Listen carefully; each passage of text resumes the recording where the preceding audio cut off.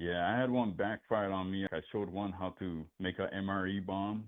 Oh yeah. And my yeah, my buddy's like, dude, don't give them ideas. They're already Right. making IEDs. Don't. Right. And I was like, nah, here. And so, like, it backfired on me because I went to take a piss in the porta potty, and I was looking down like, what is that? And it exploded, and all that crap went No on me. way.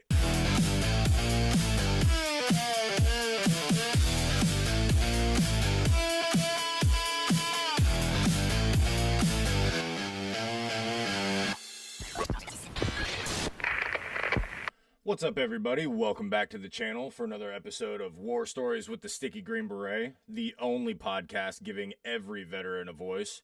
My name is Alex, aka the Sticky Green Beret, and I am your host here on this channel. We've got another episode of wild, wacky military stories for you coming up. If you enjoy this content, please don't forget to like this video and subscribe to the channel. That is the quickest way to help us grow. And I don't want to take any more time than I have to warming you guys up for the whole reason that you came here, the calls. So let's go ahead and get right into them and see what this week's callers have got in store for us.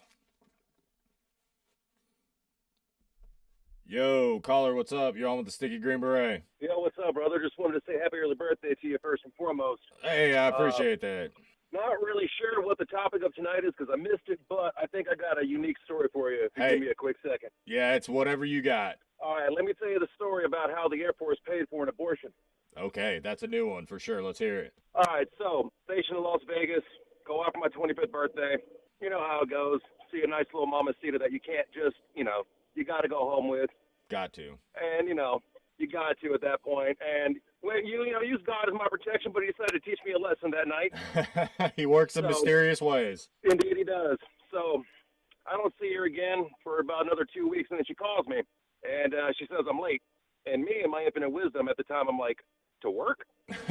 You need a ride? And, you need a ride or to come pick you up? Like, She's like, no, this is a lot bigger deal than that. pretty much. And then, so I'm like, whoa, well, hang on, let me figure something out. So I hang up, and I'm in a panic at this point. I played it cool over the phone, but I hang up, and it's like the record stops, Oh, yeah, for sure.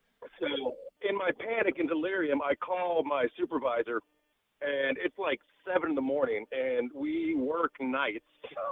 Yeah, so he was super stoked. Oh, yeah. There's a little bit of a pause, and he's like, all right, I'm going to put some coffee out. Come over. We're going to figure this out. Yeah, well, that's good. So I make it over there, and I owe this guy 18 years of expensive whiskeys. So we get there. I get to his house, and he's like, hey, man, I'm probably going to go to hell for this, but do you know what a Falcon loan is?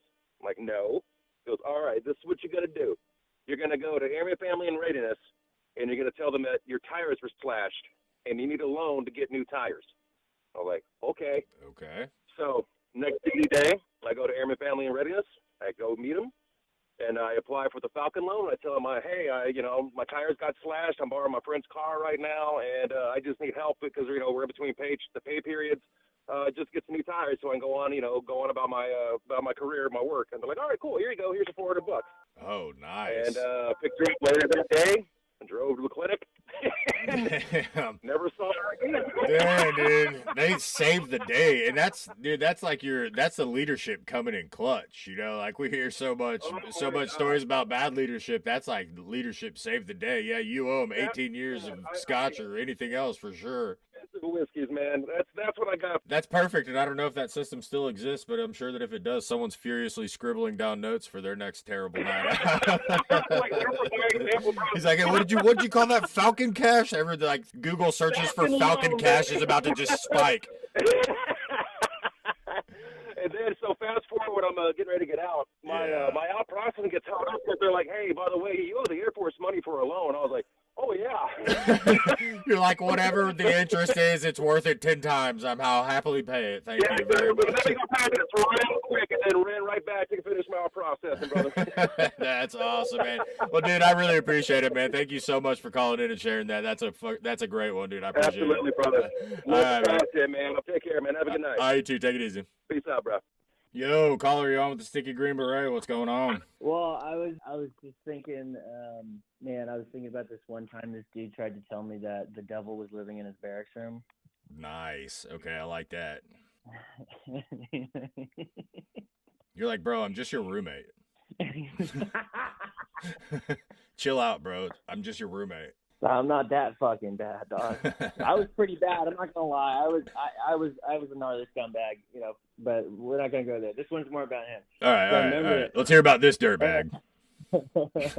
and I remember he was like, dude, he was like, bro, I got a picture of it. Let me show you. All right. Because he'd been talking about it for weeks. He's like, there's this fucking demon in my room. I was like, all right, dude. I was like, all right, cool. It's cool. And he's like, I got a picture of it. And bro, he whips out his phone, and me and I think my team leader were standing right there, and it's a picture of his dick. Just like fully hard. What? Just extended out into the thing, and he like looks at us like we're supposed to be seeing something. Do you understand? Like, Did you say you had a semen in your room? Is that what? Did we misunderstand? What? Does he have a speech impediment? Dude had a demon hog in it. So he was just fucking with you guys. No, he was serious. So there was something else in the picture that you were supposed to be seeing. He was like, look, I know this is gonna be weird. I was taking a picture of my dick for some chick. I was gonna send her a dick pic. Okay, so just disregard the dick. Disregard the giant dick in the middle of the picture. But he fingers on the corner where like the chair is, and he's like, do you see that? He's like, do you see that face right there? And I was like, no, I'm trying to fucking distract him, bro. Bro, you could have just like cropped the dick out and been like, here's the demon in the corner. It's like, no, all I can see is the dick in the middle of the picture. But the funny thing is, he was pretty squared away. You know, he's squared away fucking dude. You know what I mean? And just like, he was like, I caught a picture. He's like, I caught a picture of the dick. It's the only one I got. It's the only picture I got. And me and my team leader look at each other. We're like, what? Oh, dude, that's all. He should have just at that point just played it off like it was a joke, because that would have been a pretty sick joke. But I mean, I don't know how to because You're like, bro, I swear if you that sort of stuff. You're like, if you ask me to exercise that shit, I'm gonna beat the hell out of you. We're not not exercising your demon, bro. Go exercise it by yourself. You guys help me exercise this demon out? No, absolutely not. And I believe I need to file a complaint with my Sharps rep now. So thank you for that. He had a big hog too. He had a big old hog. Yeah. I don't know what he wanted me to do with it, but that was for a chick. I was taking that for a chick. Okay, well, you just showed it to two dudes, so well done. That was one of the funniest things I remember. Just me and That's my hilarious. Looking at each other like, what the fuck, it's so bro? funny. It's so funny, the little shit that you remember, dude. That's hilarious. I wonder where. Man. I wonder, did he ever get the demon situation taken care of? Was there any follow up on that? I don't remember. I was already on my way out. I was already discharging at that time. Nice. Well, hopefully you got that situation settled. Yeah, bro. Well, that's awesome, brother. I mean, it kind of looked like a little bit of a shadow, you know, you know what I mean? Like, yeah, could have been, but super distracted, so probably wasn't. The great obelisk coming out of the fucking room. Are you sure you're not summoning it, bro? Put that thing away. He was a short dude too. He's a big old hog. Dude, always, dude. It is. You know, I played sports since I was like 7 years old, so I've been in some group showers, and it's always the fucking short dudes. It's those short dudes. They pack on muscle real quick and packing hammers, bro. Not fair. Oh, that makes sense. Yeah, that actually makes sense. Probably a lot of them enhancing, chemicals going around fucking first bat. You know what I mean? Yeah, for sure. Plenty of that. So I've been told. Yeah, so I've been told. Yeah, but also that guy wanted me to come crank his hog? No, I don't think so. It didn't sound like it. No, dude, he looked at me. He's like, "You see it?" You're like, "Yeah, of course I see it." Well, brother, I love you. I appreciate you so much. Thank you for calling. Yeah, love you too, man. Stay well. All right, you enjoy the rest of your night. Yeah, you too, brother. Take it easy. Hello, caller. You're on with the Sticky Green Beret. Yo, what's up, dude? I really like what you're doing with the show. Awesome, brother. I appreciate it. Did you want to stay anonymous tonight, or are you going to introduce yourself? My name's Aaron. Aaron, good to meet you, brother. I appreciate you calling tonight. Yeah, dude. So I'll just get right into it. I served 2008 through 2017. I did 2 rotations as an 11 Bravo, and then somewhere in there, I got divorced. I think that's a story that a lot of us have maybe gone through. Yep, And, I'm right there with you. I was in 4th Brigade, 2nd Infantry Division, and we'd gotten back from Afghanistan, and things had fallen apart at home pretty good and well. The brigade was getting disbanded at the same time, and I'm really thankful for that because the op tempo was just really slow. We're transitioning all this equipment, and I took that time to go through behavioral health and get back on my feet. Good for you. I was on my way also out of the infantry branch. I was reclassifying. I was going to be a Black Hawk repairer. You know, being an infantryman, it's cool, but you know, I'm getting kind of tired of these ruck marches or whatever. Right. And not a whole lot of marketable skills for once you get out. If you don't plan on staying in for the rest of your life, I feel like a Black Hawk mechanic would give you some more opportunities. That's exactly right. And I'm thinking, you know, like maybe if I'm on Black Hawks, I can be around pilots and you know, pick that up. And yeah, a lot of people I was talking to at the time, you know, they'll be 15 tangos or 15 whatever, and then they can go be 153 alphas and go be pilots eventually down the line. Yeah. So I get reclassed, and that was a really interesting experience, kind of like being a dirtbag E4 going through AIT. One thing I made sure to do at that point was put in a 160th packet, because you know, I was like looking at the guys that would go to RIP or RASP at the time and go to the assessment selection course. I'm like, man, you know, like I could maybe survive it, but I don't know if I'm going to be the guy. So right. I could probably hack it through, you know, a quote unquote soft MOS and then get put into a commando regiment that's taxis. Yeah, smart for sure.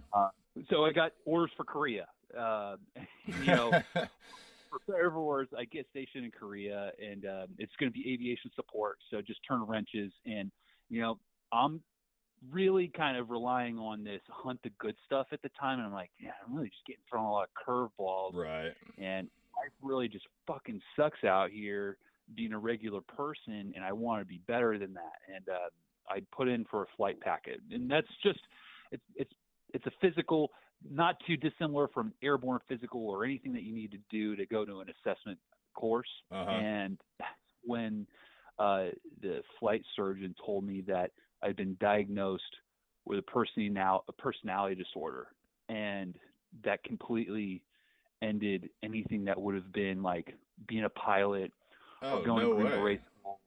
Yeah, I like that. That was really it. You know, I was never going to get an upslip and go be a crew chief or a pilot. And that really broke me, man. That was 2014, and you know, I took it pretty hard and was really bummed out because at the end of that tour, I came down on orders to go to Green Platoon and go do the 160th thing. I'm like, what am I doing? You know, I think it was at 5 or 6 years. I was promotable to E5, and that was, you know, I was like, that's the end of the line for me. And you know, those years, I can't help but feel dissatisfied with the way all of it went. And these days, I'm more of an opinion that maybe it's better to focus on the things you have than the things that you didn't have. Yeah, for sure. You know, I grew up in a military family. My dad served 3 special forces groups. Wow, that's awesome. Right. So. Yeah, and I mean, I think it's an extremely common thing. I may have touched on it before, but it doesn't matter how much you do. You could be the best of the best and always wonder if, you know, this had happened or could I have done more. I'm surrounded by some of the greatest warriors of all time, and every one of them wonders what could have been if this or that. So I think what you followed on right with there is 100% accurate. It's focus on what you've got. You know, it goes back to another thing that I've mentioned before about small victories. You know, like no matter how bad of a time you're having or whatever is happening, there's always one thing that you can glean from it to kind of help get you through to that next thing, you know. And it sounded like you were just kind of forced to roll with the punches there for a little bit, kind of just reacting to contact. So Yeah. how did it all wind up? I mean, I'm with you 100%. I would have had the wind knocked completely out of my sails to find out that before I even get a chance to start, that's not even a possibility. How'd you roll on with that, and what do you got going on now? Where are you at in life now? Yeah, so the way I took it at the time was like going through a divorce. I can't just put my head in the sand and ignore my responsibilities. So I continued on, but the drinking increased exponentially because I didn't really have anything that I had to care about. Like I passed my PT test after taking 45 days of leave. That was I took 45 days of leave, and it's kind of funny showing up to a new duty station. They'll always kind of throw that one on you. And the next duty station I showed up to was Colorado Springs, and you're really talking 4,500 feet above sea level. Yeah. And I was still able to go out there and like crush it. And I'm like, at least I got this going for me. But I was boozing it up pretty hard, and it culminated with a DUI. And I, for a number of years, blamed everything else around me: divorce, infidelity, my leadership, and all this other stuff. And I can maybe say at this point in my life that some of that was true, but I think they say in the book Siddhartha, they talk about for everything that's true, the opposite is also true. So I can point the finger at bad leaders the entire way through it, but the truth of the matter is we have our own agency in how we live life. Yep. But to answer the other part of your question, these days I'm in Tacoma, Washington. I'm in a podcast called Drunk Week in Review. Cool. I got a couple dogs, girlfriend. I'm into cycling, and that's been something to focus all my energy into these days. Yeah, and, man, it's crazy. One thing that I had no idea, and it gives me a whole new respect for everyone that's done it before. But like, podcast is a lot. It's a lot of work. It's fun. But there's like a lot that goes into putting it on and editing it and doing all that stuff. So I have a whole new respect for anyone that's like, oh, yeah, I do a podcast. I'm like, that could be your full-time job for sure. Well, I got to tell you, none of us are getting paid for it. Right. But, we're all remote dudes, and we file in once a week or so, and we really just kind of crack a beer and talk about old times or whatever's in the news or just talk about like cooking. It's a podcast that's Army dudes that are in Seinfeld or something. It's like stupid. Yeah, it is whatever it is. It's a show about nothing that turns into something incredible every week. Dude, I'm definitely going to tune in. That sounds right up my alley. I'm going to check it out for sure. Yeah, cool, man. Well, look, I got to tell you, I really love what you're doing, and I can't wait to hear how this thing goes. It's one of the most unique formats. The whole call-in idea, the nod to the stoner culture with the Sticky Green Beret stuff, and then the wild mustache and the mullet. I think it's a cool vibe. Got the flag. It should be on its way. Nice. Yeah, everything that's been placed has been shipped out. So no, dude, I appreciate it. And it's at some point I'll get in and I'll break down my weed background. That in itself could be a book. I mean, I just kind of packed everything and moved to Oregon, and I was like, I guess I'll figure it out. And man, I had a few years out there that were pretty crazy, so we'll probably get into that at some point. But dude, I really appreciate it, and more than anything, I really appreciate you calling in and sharing tonight, dude. That's what makes the show happen, So without you guys, I wouldn't even be able to do it. So I really appreciate you. Well, I'll get you a story next time. It's a little more lighthearted. But, hell yeah! No, I mean it's good. It's good, and I try and tell people that because it's like everyone calls in and tells the craziest, most fucked up story they have, So like it's kind of good to hear. More people will be able to relate to what you just told than a lot of these crazy off the wall stories. I think the stories like what you're telling build a whole lot of community. People don't feel alone because there's a lot of people that go through that kind of stuff. There's no end to barracks shenanigans. No. Some of those are real fun. Yeah, for sure. Well, dude, I appreciate your time. Awesome, brother, man. Take it easy. I appreciate you. See you later on. Yo, caller, you're on with the Sticky Green Beret. Hey, Sticky. Dude, thanks for hanging on so long. You were on call. You were on hold there for a minute. We had a fun one going down, dude. So thanks for hanging out for a minute. Ah, man, it's all good. It's me, 808 again. Hey, what's up, 808? How you living? How's life? Good. Just waiting for this whatever they call aurora skies to pop off. Yeah, yeah. Where you at nationally? Are you gonna have a good view of it tonight? Oh man, I'm stuck in the city in Tennessee. Yeah, so probably not the best, but hopefully you see something. I heard something about like you Yeah, can see it better with a camera than with your naked eye. Like some places you can only see it with your phone camera. It seems kind of weird, but yeah. Well, yeah. And so what's the topic? Is it anything goes still? anything goes, man. Lay it on me. Anything you want to tell, I want to hear. So when I was in truck driver school, I think on my second week I had like an abscess in my mouth. I had to get it surgically removed. So when I did that, I got rolled over to another company. So when I showed up to the new company, it was like at night and everyone's asleep. And so the first thing I see is my name on the magic marker board saying I'm on 12 to 1 Fireguard. And I was like, I was like, Welcome to your new these guys unit. yeah, yeah. I was like, these guys don't know me. I don't know them. Yeah, Like, kind of like irresponsible, bro. They shit. don't know anything about you.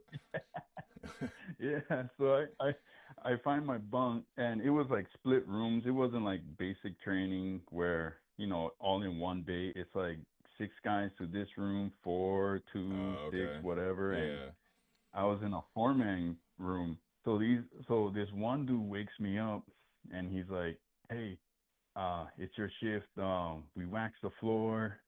Just gotta run the buffer for just the hallway." And they told me go wake up this one dude. And so I'm getting up. I'm like, I don't even know what this guy looks like. I don't even know who it is. I'm Yeah. just gonna solo it. So, mind you, I never did run a buffer before. The TV shows and the movies that have them in it, Uh-huh. guys working it, is a lie. When you turn it on, it doesn't go straight. It goes straight left. Yeah, and honestly, I So seen them. I never actually had to use one, but every time you see someone using it, it looks like it's just kind of cruising around. They're just walking behind it, doing whatever. yeah, yeah. So it's like 12 at night. So I I hit the button and that thing goes straight left and it bangs into the wall.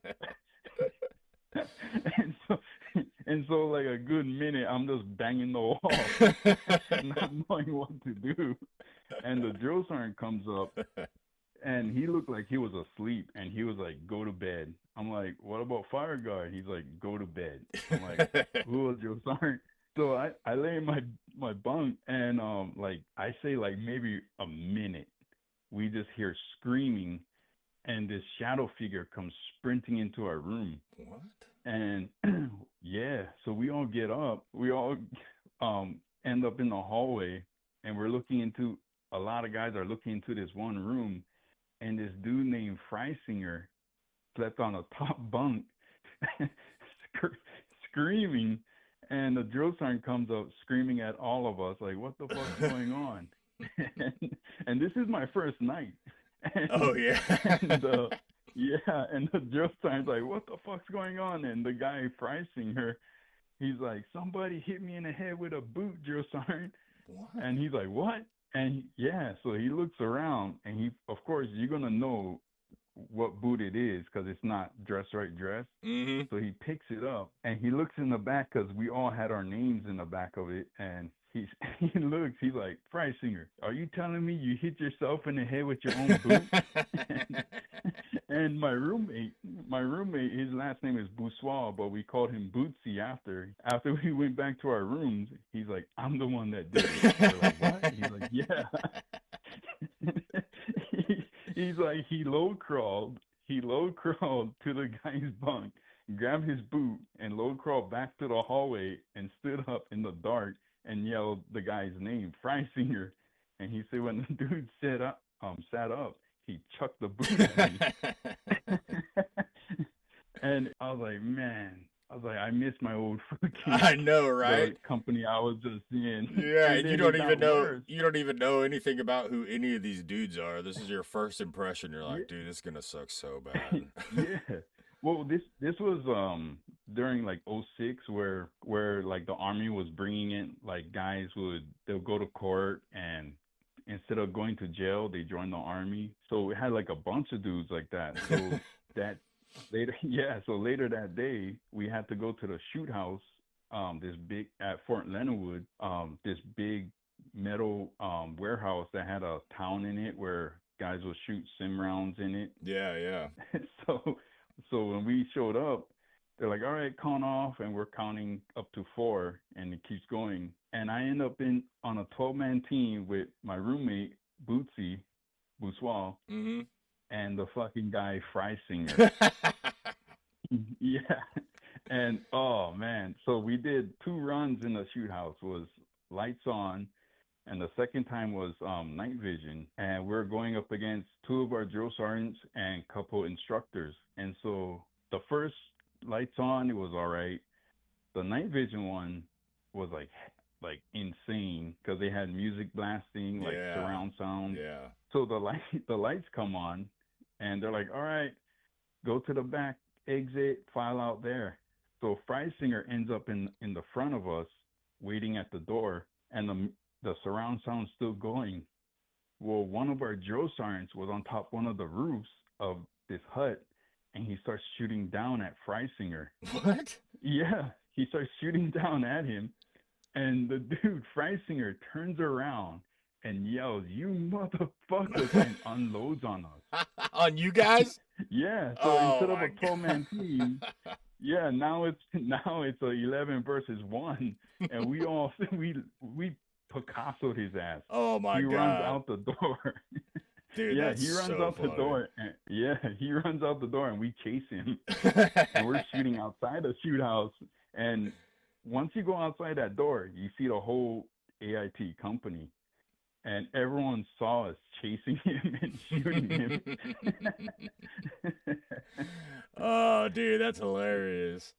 Yeah. Was when the instructor was shooting at him, it was like part of the exercise. He was like op 4 on top of a building somewhere. No. So it was over. The exercise was over. Yeah. Okay, that's what I thought. Yeah, the exercise was over. Didn't like this dude or something. He was fucking with him. Like the drill sergeant knew we all didn't like him.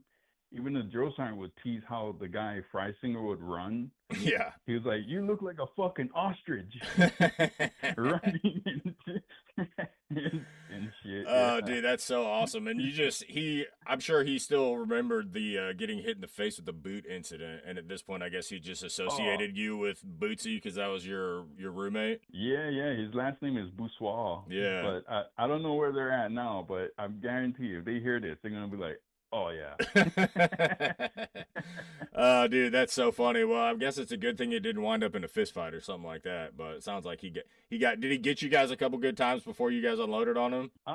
Honestly, I was like maybe the third one to the back, so I never got hit, but everyone else in the front of me got hit. Yeah. And I was just following along. Like, I just saw everyone start shooting, and we all started shooting, and the drill sergeant afterwards was laughing. I'm sure he found that absolutely hilarious. Oh yeah, the Freisinger was like, "Why are you guys out here shooting each other?" And we're all in doing burpees, and and the guy Freisinger is like, "Because they shot me, drill sergeant." And the other drill sergeant comes up, and he's like, "No, I fucking shot you." And they're like, "What?" Oh, that's awesome. That is awesome. That's classic. That's I don't want to say it happens every time, but I feel like it happens a lot. I mean, I went on a CNT and we trained some partner force, and before we let them go live in the shoot house, we did some sim stuff. And at the beginning, it was kind of just proving to them that they didn't know what they were doing. You know, you kind of got to show someone what they don't know before you can teach them. And we were running around in that house, and we would sneak up behind them. They'd be getting ready to clear a room, and there'd be like 2 of us in there stacked, and you just tap one of them on the shoulder. They have no idea you're behind them. Man. So yeah, it would get pretty ugly from time to time. At least it's not as bad as training the Iraqi, the Hajis. Yeah, I've heard horror stories. We in 2012, my team did the Afghan commando mission, and so we did some training with those guys and went out on a ton of operations with them. And it can get pretty sketchy.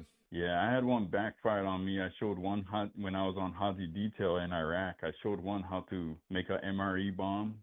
Oh yeah. And my buddy's like, "Dude, don't give them ideas. They're already making IEDs." Right. And I was like, "Nah, here." And not knowing, like, this, it backfired on me because I went to take a piss in the porta potty, and I was looking down. Instead of peeing in the urinal stuff, I was peeing in the shitter.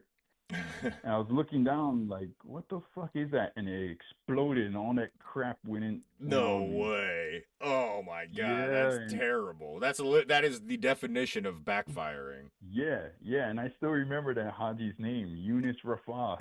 You'll never forget that, dude. Hell no, I'm still looking for him on Facebook. That's so funny. Oh my god, that is terrible, bro. You literally taught him how to build the bomb that blew shit up all over you. Yeah. So I guess for that one time, the guy that told you, hey man, what are you doing? Don't teach that guy. He was absolutely right. Yeah. Well, man, that's awesome, dude. I appreciate you so much for calling in. I got like 3 good ones, and honestly, that last one right there might have stolen all the thunder. That's that's a unique one. That's a unique one. Teaching him how to build an MRE bomb and then winding up covered in shit. Oh man, hey, that ain't the first time. Next week I'll tell you about me being in a crossfire of a prank war. Oh yeah, hell yeah, yeah. You call me back with that one for sure. I want to hear it, man.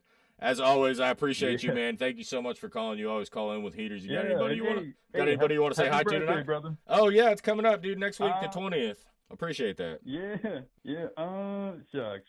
Whoever I served with, and my buddy's daughter, Alyssa Pereira. She just graduated basic. We went there last week Wednesday, for her graduation at Jackson. Awesome, man. Well, congratulations, Alyssa. That's awesome. Yeah. Well, cool. Well, hopefully in 6 months to a year, she might have accumulated some stories. You can tell her to call me. Oh, hell yeah. Actually, if she just graduated, she probably already has 10 stories. Oh, yeah.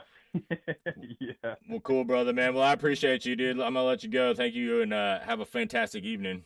All right, you too. All right, brother. Later. Bye. Hey guys, just a quick break. Want to take a minute and make a couple of Sticky Green Beret announcements. Again, if you're enjoying this content, please don't forget to like this video and subscribe to the channel. That's the quickest and easiest way to help us grow. It seems like a quick, simple thing for you to do, but that's really what fuels our YouTube growth. So if you believe in what we got going on here, don't forget to like and subscribe to the channel. Also, if you'd like to help support the channel and offset some of the costs that go along with running the channel and producing this podcast, the quickest way to do that is to head over to my merch shop at StickyGreenBeret.com. Over there you'll find all sorts of t-shirts, flags, patches, stickers. That's the home for all the SGB merchandise and the quickest way to make a contribution to help continue putting on this show and channel. Thank you so much. Let's get back into these calls.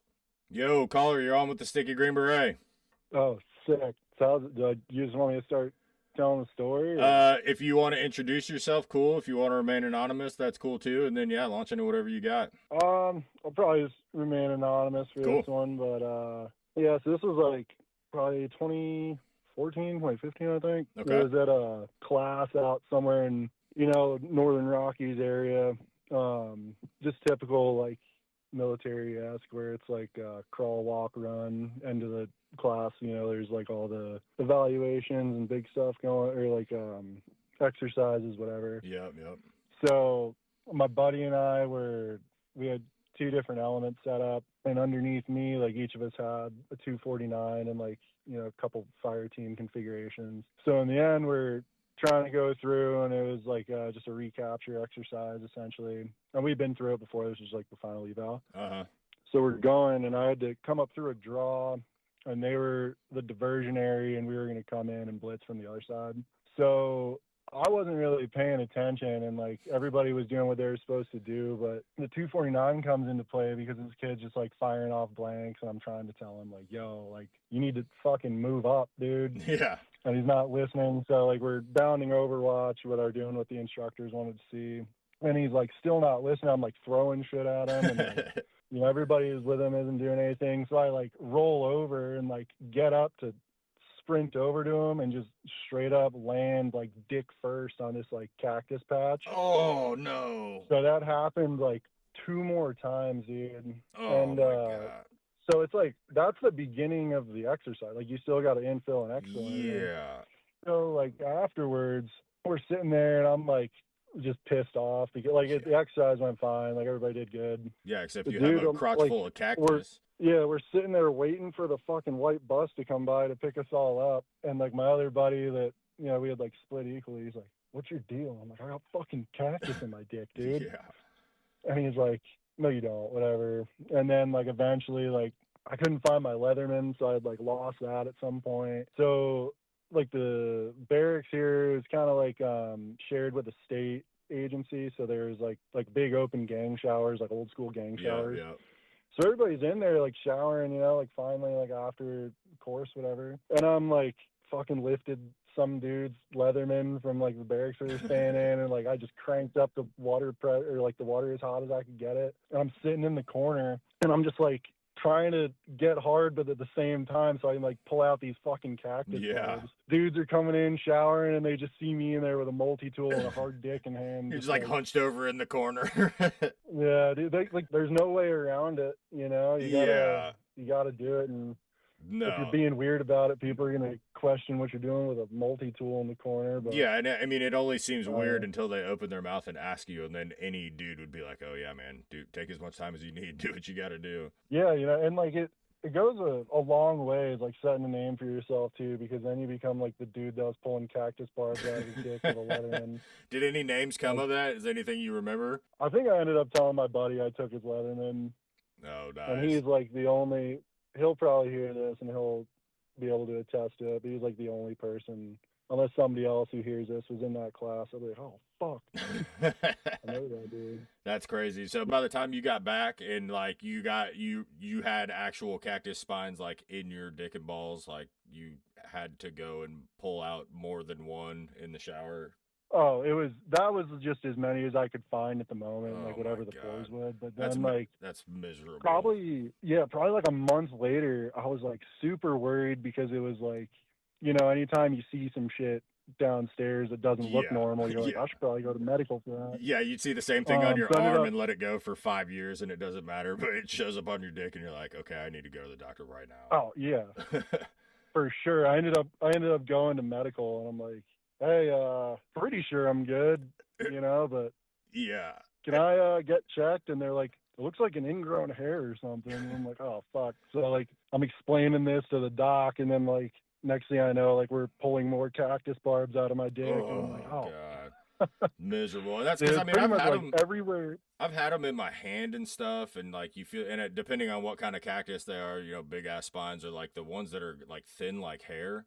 You could spend all day on a patch of your hand, and for the next week, they're still in there. It doesn't matter. Like, you could go over it time and time again, and they're still in there. They're impossible to get out. Yeah, and, like, you'll sit there, and then, like, a week or two goes by, and, like, another one will start trying to force itself out. Oh, like, I had one. God. The gift that keeps on giving. It was probably, like, 6 months later. Yeah. What's that? I said the gift that keeps on giving. Like, yeah, it was like 6 months later in my knee. I'm like sitting there and I'm like, what the hell is this? And I'm like digging in it and like pulled out my knife and I'm like digging on my knee and I'm like, that's a fucking another cactus bar. Yeah, that's terrible. That's like your culmination exercise. So it's like, congratulations for graduating. You're going to deal with these cacti for the next 6 months of your life. Yeah, and it was the next day my buddy ended up, it was like not an anesthesia hour kind of deal, but it was something where the instructors were just like feedback and somebody was like, dude was pulling cactus barbs out of his dick. And they're like, what?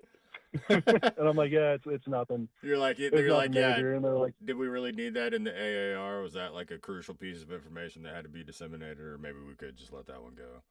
I mean, it's kind of like a morale boost, you know? yeah. I Not mean, for me. But... yeah, those dudes, I'm sure it probably wasn't the first time, and it probably won't be the last time. But I'm glad I get to hear it from someone that experienced it.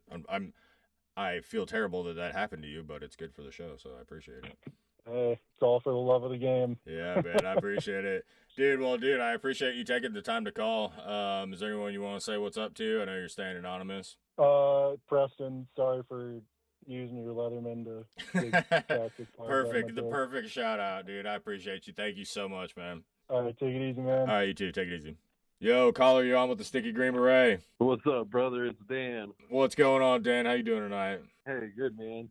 I was going to tell the story about the first time I ran into some fucking operators, man. Okay, yeah, that's good. That's a good perspective. Hell yeah. Yeah, so my unit was doing a little mission at Womack on Bragg. They'd send us over to work there at the hospital and at the little mental behavioral health triage center next to it, you know? Yeah. And they had put us in the the little hotel that looks like an H next to the JFK school. So they had us there, and we were having like a little, celebration, like the lower enlisted. We were having a good time, drinking some beer, some liquor, and, just like fucking off for the night. Yeah, why not? The next day, it was like our last day on brag, and like the next day we're gonna like go back home and shit. And so one of my buddies had a GSA van that the unit gave to him. They didn't trust me enough to drive one. Was that a bad call or was that a pretty good call? I would say it was a good call. Yeah, I wouldn't trust me with a GSA van. Yeah, and I wouldn't want the responsibility anyways, bro. Oh yeah, fuck that, bro. Right? So we're all having a great time drinking. My buddy that I've talked about a couple of times, Juan, was there, and that's the first time that both of us met any operators. And these were, I think, 10th troop guys. Oh, nice. From Colorado. They had seen that we were having a good time. Like, they saw that we had some chicks in there because our unit, it's like a medical unit. There's going to be a bunch of girls there. Yeah. And they pulled up with like a 12-pack, and like they were all stoked. One of our NCOs, he was one of my like good friends at the time. He wasn't super about the idea just because he didn't know the guys. He felt that they might have been like MPs or something, trying to like bust us for drinking and shit. Yeah. But I threw caution to the wind, and I was like, fuck it, man, let them in. And they came in. They started telling us about like what they did, like what it was like being Green Beret, all that shit. And, like, Juan and I are just there fucking like wide-eyed, like sucking this knowledge in. Like, yes. At some point I stopped drinking. I just, I say fuck it. I'm like drunk enough. I stopped drinking. I like rest up for a little bit, and like everyone's still partying around me. And hours down the line, one of the guys is like, hey, it'd be dope to go to the strip club. And I, at the time, like I was about it. I like strip clubs. Now I don't, but yeah, I was there, and I was going to pass up the chance to hang out more with these dudes. Yeah, for sure. So funny enough, the dude who had the GSA van was shit-faced because, well, I have the GSA van, I can drive us. And they're like, dude, you are hammered. You're not driving anyone anywhere. And I look up, and I'm like, I am no longer drunk. Hell yeah. And my boy throws me the keys to the GSA van. Hell yeah. We hop in, right? And we're like driving down to the gate, and everyone's excited. We're all like, getting ready to go have an even better time. Yeah, go rage, yeah. And dude, so at the time I had this sick Venom hoodie that would zip up all the way to the head. Oh yeah, I know what you're talking about. Yeah, right. So I get to the club, like we all get in, there's no problem. Like obviously, buddy system. So like I know where my boys is. The GBs got each other's backs and shit. And one of the managers comes up to me. He was like, yo, that's a sick hoodie. I've never seen one like that. I'll give you whatever you want for it. And I was like, I'm not selling this, bro. Like, I'm going to keep it on me, Yeah. And I started drinking there and having a good time, paid for some lap dances. Then I found this really hot chick, and I was like, fuck, I'm out of breath. So I look over, and there he is again. I walk over to the manager, and I'm like, hey, bro, you still want this? He's like, yeah. I was like, I'll trade you for a lap dance from that hot tattooed girl. So he agrees. He goes and has a chat with her. And, I get my lap dance. And I look over, and I'm looking for my boy. And I can't find him anywhere, right? And this dude was hysterical. Like, the whole time he was drunk on the way there, he was like, people tell me that I look like Jamiroquai. Virtual reality. Just like being mad weird, right? But so I lose him, and I look at one of the dudes, and I'm like, yo, have you seen my boy? And he's like, no, I haven't seen him. Why? I'm like, because I haven't seen him. And like, I got a bad feeling, so I like start scouring for him, Yeah, you're like, this dude did something stupid and got kicked out, or fucking someone beat him up or something. Yeah, exactly. Like, I'm like, yo, he's doing stupid shit on the regular, bro. Like, I gotta figure this shit out. So I go outside, and I hear like rustling on the side of the building, right? And so I go over to the side of the building, and I look over, and it's him trying to scale the wall to enter through the ceiling. What? Yes, bro. Like his arms and like arms, forearms, elbows, knees, legs, all scraped the fuck up from the side of this wall, and he's trying to get up through to the ceiling. To do what? So I go and I grab him. And I'm like, dude, what the fuck are you doing? He was like, they kicked me out. I'm like, what do you mean? He's like, yeah, this girl started dancing on me, and she like didn't tell me the song was over, and like kept on dancing. And next thing you know, she told me that I owed her like $500, and I only brought $200 with me. and they kicked me out. I was like, well, fuck, dude. So he was trying to sneak back in, So- trying to scale in through the roof? Through the roof, bro. Through the Dude. fucking roof. This is, I don't remember the name of the club, but it was like, I don't think it's there anymore, but it was this white building with pink letters, and it was tall as fuck. It was probably like a 2.5, maybe 3-story building. Secrets? with Was it only right one across floor. right across from Sharky's? Yeah, bro. I think it was Yeah. Secrets. Yeah, Secrets. Yeah. And they had Yeah. like an outdoor area, like a back patio Yeah. area. Yeah. Or so I've been exactly, told. bro. I don't Yeah, know. there I you go. don't ever go to those types of Allegedly. establishments. Yeah, but I heard one Yeah. time someone told me that. I'm like, oh, the manager? Yeah, I know. No, I don't. I don't have it like that there. But they did. Hey, but I'll tell you this, dude. They followed me on Instagram, Oh, hell yeah. so that's pretty cool. That's one of my favorite follows. Secrets. Shout Stop out. up Shout an out. after party, bro. Shout out. Secrets Cabaret. But yeah, bro. So I dust them up and I put them in the van, right? And as I'm walking back in to go tell the dudes, like, hey, like either we all have to go or I have to go. They're all walking back out. One of these dudes, it was their Bravo. He had found his way towards a lady of the night, Oh, okay. and he's like macking her up, you know, like doing the thing. Yeah, And yeah. He's I building. look He's at the building guys, rapport. and I'm like, yeah, building rapport, exactly. Like, checking in with the locals. I look at the guys and I'm like, you guys are gonna bring him with us, or he's like, nah, he knows how to get back to the unit. Yeah, he Fine. knows what he's doing. Like, Yeah. okay. That's good enough for me.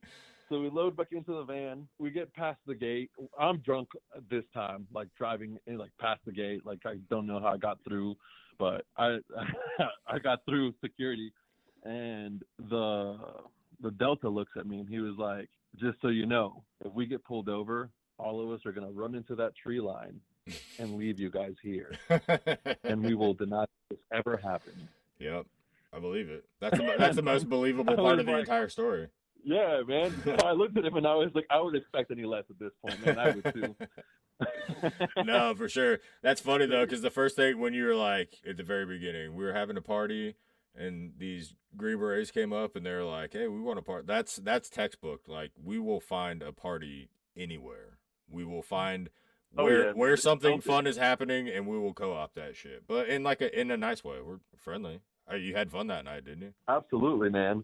And so I get everyone to the hotel. Everyone gets safe. No pullover, no nothing. You know, solid. Yeah, nice. We were drinking in the van on the way to the hotel. So I put the van exactly where it was parked. I get my boy into bed. I wake up 2 dudes and I'm like, yo, help me get him up there. He's shit faced. He gets there. He like throws up all over the room. Nice. The next morning, we're up at like 5 a.m. to like fly back, right? So we had to go to Raleigh from there in said GSA van. We had our first sergeant in that van with all the officers. Nice. And all I hear, who the fuck was drinking in the GSA van? There's beer cans everywhere. And you know what? No one knew. Yeah, that's crazy. It was probably some Green Berets probably jumped in there and chugged a whole bunch of beers. Yeah. I think it was maybe like a raccoon, you know, a raccoon got in there. Yeah, for sure. Yeah, it could have been that too. Yeah. Dude, that's awesome. I'm guessing you guys were all on the way out of there, so nobody got in trouble. Didn't matter. Yeah, it was super solid. Like no one spoke a word, you know, like we kept that E4 Mafia. Yeah. Dude, that's awesome. That's a hell of a night. That's like know? a great, you're done with everything and headed home. That's a great 12 hours to have before you head home. That's awesome. Oh, dude, it was phenomenal. It was, like, honestly, the best. Like, from him telling everyone that he looked like Jamiroquai and, like, shittily thinking virtual reality. Yeah, when like, getting to see what, like, Green Berets were, like, outside of, like, being at work. Yeah, for sure. When you told me the Jamiroquai thing, and then later you were like, yeah, and I lost him, I couldn't find him, I was like, you immediately knew he was in trouble, that he had been kicked out or beat up. Or it wasn't like he found a fine chick and was macking on her somewhere. You're like, all right, this dude needs my help somewhere, wherever he is. Yep, 100%, bro. Red flags in the sky. Then you found him half into the roof trying to sneak his way back in. So, yeah, good call. You're batting 1,000 on that one. Yeah. Well, dope, brother. Dude, I appreciate you calling in, as always, with the heaters. You got anyone you want to say what's up to tonight? No, but can I talk about the shop? Yeah, talk about the shop. What do you got going on? Cool. So we are opening a shop. It's called Infamous Inc. It's going to be at the PX next to the Special Warfare School. We're going to do the soft opening sometime at the beginning of December and hard opening towards probably end of December, January, so that there's more people around. Hell yeah. Like I already told you, I'd love to have you there. Yeah. I invited Nick today, Kyle Steiner, also trying to get you guys in there to, like, you know, maybe like take some pictures with some dudes, you know, like have a good time. Yeah, dude, I need to get before. tattooed, so I'm down. Yeah, man. I'm down. Honestly, I haven't been back to Bragg in years, so that would be dope. I think it's a pretty great way to do it, right? Yeah, that's a good little comeback. We'll go and do a little run in the morning if you guys want. You know? No, dude, I don't do that stuff. I'll go hit the gym with you. I don't run. I don't know about run. I walk uphill. I walk uphill on the treadmill every once in a while, but that's about it. Sounds good to me, man. We can do that too. Yeah, we'll hit the gym and do tattoos. Like, we don't need to do all this running shit. Sounds solid, brother. Yeah. So, hell yeah. Yeah. Hopefully, I'll see you guys there. Absolutely. Tattoo. That's dope. So, like, actual tattoo shop on base at the PX. Yep. That's awesome. At yeah, we didn't have that when I was there, so that's sick. Yeah, it's rad, man. It's a cool opportunity for everyone to get some legit shit, not have to drive into town and get like fucked on pricing, you know? Yeah, for sure. Just keep me updated on Instagram, and I'll put it out as it gets closer, and then whenever y'all have the date and everything's rolling, I'll put it all out. So just send it to me on Instagram. Sounds solid, brother. Hell yeah, brother. I appreciate you. Have a good evening. You too, man. Bye. Later. Hello, caller. You're on with the Sticky Green Beret. Oh, shit, yeah, man. Hey, this is Aaron. I have a funny story I wanted to tell you. Yeah. Let's hear it. Okay, so basic training, they had this guy, he was a drill sergeant, Matt McGraw, and he gets out there, and he's got kind of a little bit of a high-pitched voice. Man, he used to scare the piss out of me back in the day. Indiana National Guard type. And he's done scuffing us up, and we're in just those training uniforms that were issued for that basic training class, and we're getting ready to go through the DX portion before we get over to graduate. And he goes, I don't know what you privates are thinking about changing your uniform. When I get home from a deployment, I wear my dusty ass uniform because I look like I go to work. And I was like, fuck yeah, that's what I'm doing. Not thinking every single uniform that I had the dick in the dirt stain because it was like muddy out and stuff, you know? Yeah. Right. So I showed up winter 2009 to JBLN, and I just looked like a garbage ass soldier. It was right. You just look like a bag of ass. Yeah. You know? Do you think you're doing the right thing? Like, you got a cool explanation for it. This dude told you that, and like realistically, you just showed up and they're like, "What is this fucking dude's deal?" Yeah. First sergeant I had, he was a former drill sergeant. You know, he was always up my ass about something, and deservedly so. But you know, I kind of remember some of those goofy drill sergeants telling you some bullshit, and you're like, "Oh, I'm gonna do that." Oh yeah, especially because you're just getting out and you're going to your unit. It's like, welcome to the world of the mindfuck that the military is. Because here you are, and you think that you're like, this is gonna be awesome. I'm gonna make a great first impression. They're gonna be like, this dude goes to work. And in their mind, they're like, great, we got this guy. So we got the shower kit again. We're going to have to make this guy shower every couple days or whatever. And you're like, no, for real, I'm good. I promise. I was trying, you know, it's just so funny. There's so many little instances of stuff like that. Yeah.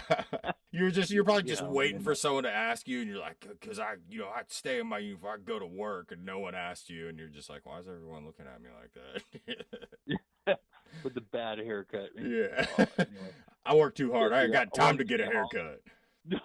Man, not with a knucklehead that can't see past his nose. Yeah, dude, that's so funny, man. I appreciate you calling back with that one. That's a good one for sure. Yeah, dude, I'll catch you around. All right, brother, take it easy. Thanks so much. Yeah, bye. Yo, caller, what's up? You're on with the Sticky Green Beret. Hey, brother, how's it going? Good, man. How you doing this evening? Hey, so, pretty good. So, what type of story do you want? I want any type of story you got where you no topics, anything goes. Okay, so I will do one from, and I think it's pretty funny. I was human, so military source operations. Okay. And we were in Nangarhar. This was like around 2011, 2012. So we're in Nangarhar, and I have a buddy he's on another team that's at the border, Torquay Gate, and I was kind of in between there and Jeff. Okay. And he had this informant or source, whatever you want to call it. He had a source that he wasn't sure about, but it was kind of in my area of operations. Okay. So he calls me up and he's like, hey, you want to come out and meet this guy and, see if he's credible and all that stuff. So I go out there and I meet him and I go back to my base and then end up scheduling something with him, later on that week. And I want to say there's too many to remember the specifics, but I want to say it was probably like a weapons cache that we were looking at. Okay. So we end up picking them up and throwing them in the back of one of the trucks. We go out on a patrol and we're driving around for a little while. With the Afghans, sometimes it's hard for them to figure out where we're going. Sometimes it feels like they're setting you up for something. Right. And sometimes they just don't know how to navigate very well. Yeah. So we're going out there, and it's like, oh, that's the area over there. So we're like, okay. So we kind of drive around a little bit, scout out the area, and make sure nothing crazy is, in the area. Yeah, waiting on you. Then we all dismount, and there's a series of old well holes, kind of like in a line, and it goes for like half a mile, and there's just a crap ton of holes. And he's like, yeah, it's down one of these holes. And we're like, well, you got to be more specific. Like, we're not just gonna go down any holes and just go try to find them. Yeah. So he ends up pointing out the hole. Granted, this takes a long time because we have interpreters. Oh, so yeah. It takes twice as long to talk to somebody. So he finds the hole, and so we go up to the hole. We drop a chem light down, and we don't hear it hit. And this isn't daytime, so it's hard to kind of tell between night and the dark. Uh-huh. And we can't see the chem light.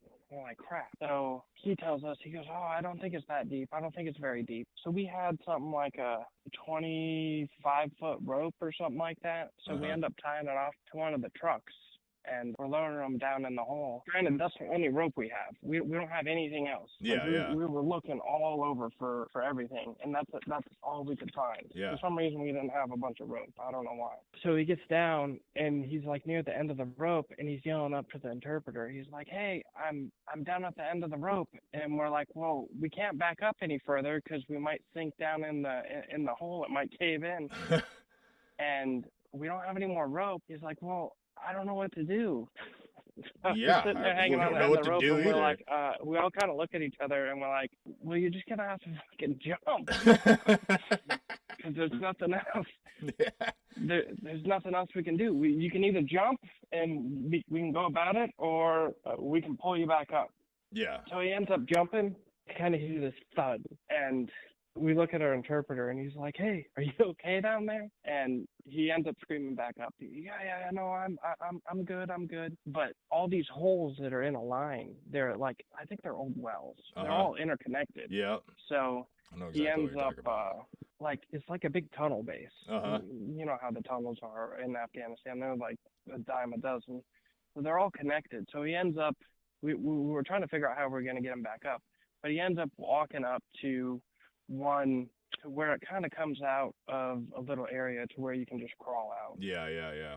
How far did the drop off wind up being when he dropped off? Was it like 3 feet? Was it 10 feet? Was it 20 feet? I would probably say it was, from my understanding through the interpreter, it was probably about like 10 foot. Oof. Like, it wasn't crazy. Yeah, but still enough to do some damage.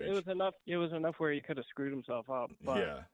It was enough to where he didn't screw himself up. Yeah, and so what do you think? I mean, you dealt with this a lot, I'm sure. Was the guy just trying to get paid? Oh yeah. So he was like kind of like calling your bluff. He's like, I don't know if they're gonna make me go out there all the way with them. I'll just tell them, and maybe I'll get paid, and they'll go look on their own or something. And then you guys just took him out there and threw him in a hole, and you're like, jump, I guess. That's awesome. So many of them were like that. We had like the area was known for like having rings of these, like big groups of these people who would go around, and they'd literally knock different bases all the time, being like, hey, like, I have this, pay me, and all that stuff. That's why, like, you have to vet the information really thoroughly. So, but then every now and again you get a gem. I mean, like, I got some amazing stories. Real good ones. from a couple of the gems I found. Yeah, So, that's awesome. No, it's funny you said 2011, 2012. I was at Moorhead outside of Kabul for basically all of 2012, like January through the end of October. So I was right Okay, there, yeah, right I there had with you.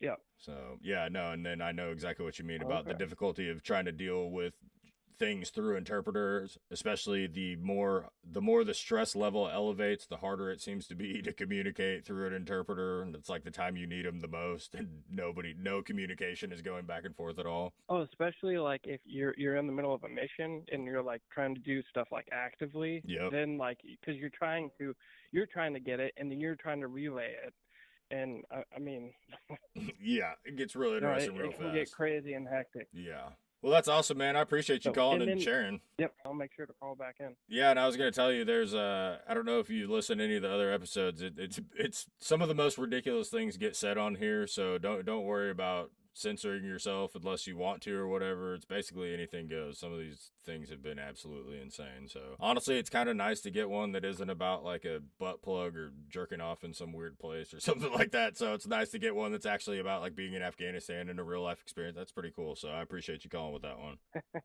Yeah. I mean, I even got the detention center Afghans throwing shit stories. Oh yeah, no, yeah, we've had some shit stories, but we haven't had that one yet. So yeah, you'll have to call back and tell us that one. I'm already intrigued in a gross way. Okay. Awesome, brother. All right, I brother. appreciate you. Take it easy. All right, you too.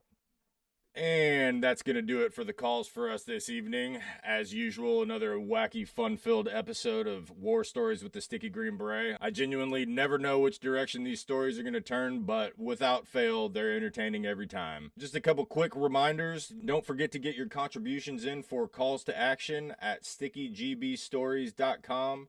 Anything you want veteran visibility on, charity events, charitable foundations that need veteran support, veteran-owned businesses, basically anything that you think a veteran would want to know about, we want to tell them about it. So get those submissions in at stickygbstories@gmail.com. Again, if you enjoy this content and you want to keep seeing it, the quickest way to make sure it pops up in your feed is to like this video and subscribe to the channel.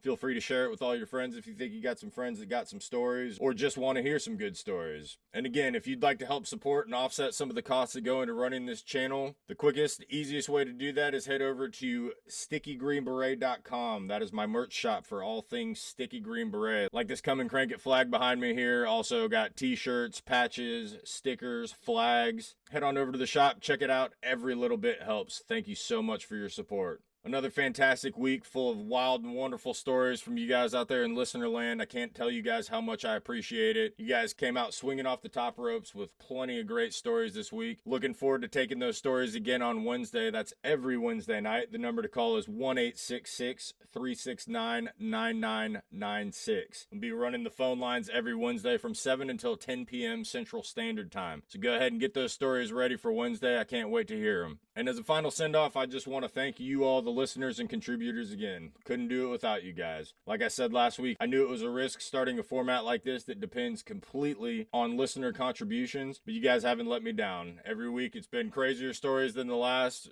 Funny stories, silly stories, stories with a good message. We're building a great community here to help veterans relate, laugh, and interact with each other. I want everyone to think of War Stories with the Sticky Green Beret as a giant online campfire where we can all kick back and share some stories and some laughs. That's going to do it for us this week. Thanks again so much for all the stories, and I can't wait to hear from you all on Wednesday. Until next time, Sticky Green Beret signing off.